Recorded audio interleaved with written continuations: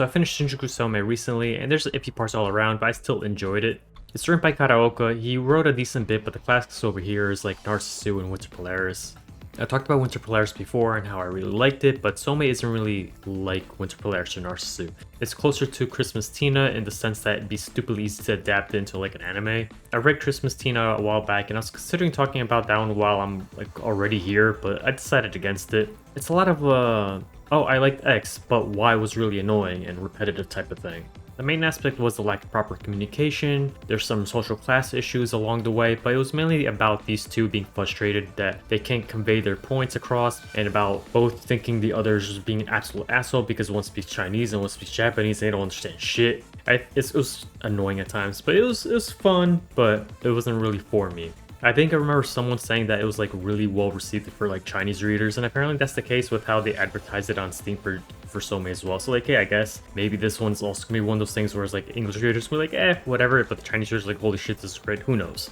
Anyways, Soumei is about an immortal guy named Torao that made like a deal with the spirit when he was about to kick the bucket. He doesn't understand the rules behind it and now has like a ghost buddy named Rine around him. She has no memory, so they're basically going around trying to figure out what's what. The problem is that the town is a shithole, and the second is that like they can't leave the town either. It's a town where you're basically screwed if you have to live there. It's a melting pot of most crime syndicates, and while it's in Japan, they don't really consider part of their own country. Death is like a commonplace event to the point that the cops don't even care unless there's like life insurance involved. And that's because life insurance fraud is like the new big payout for all these like mafias around this town. The insurance fraud is a recurring thing, but really it's more like the syndicates find that as like, oh, not so risky, but way huge massive profits in there, so they're just gonna do that. So it could be like anything new thing coming out, they'll do that instead. It's a VN with multiple perspectives bouncing around. At times you're following a like government agent, other times you're going through like a syndicate leader, and there's like quite a couple of them, but I'm not really going to talk about it because it's spoilers and it's not really important for this thing. All you have to know, there's a lot of perspectives. Mainly you're going through Toro's like perspective.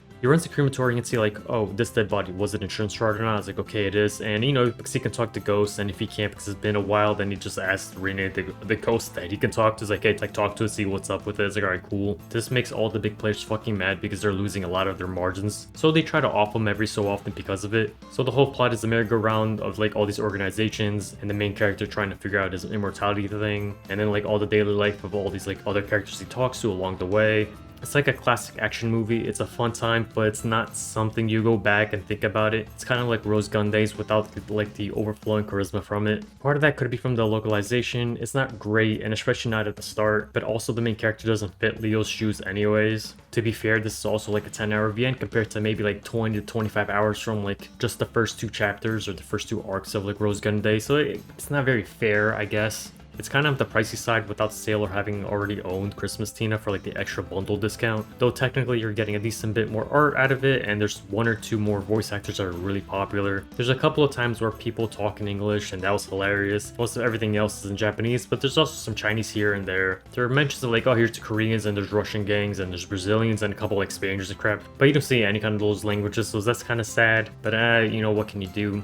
You'd assume at least Korean, but it's not there. Also, everybody this time around actually has like a good mic setup compared to Christmas Tina, where Jing would just peak every time you started yelling. It was freaking awful. Overall, it's a fun time. It's more of an easier ride compared to some of like Kataoka's other works, but it's also like something that can attract a wider audience. The translation is kind of stilted and wrong at times. It's kind of fucked up, but it's still fun. It's fine.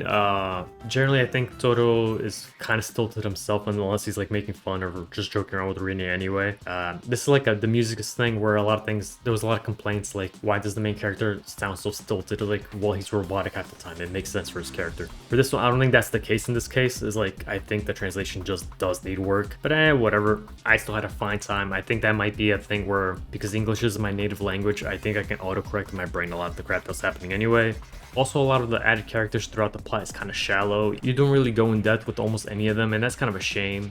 You could question if any of them are even necessary to the plot, and it's like, I guess not, because the overall setting is about the town itself and how what we value is dependent on the culture and like on a broad sense, whilst also showing like the common trope of weighing down a scale of like how much can you sacrifice for what you deem important, and that's okay. It's done well, I guess.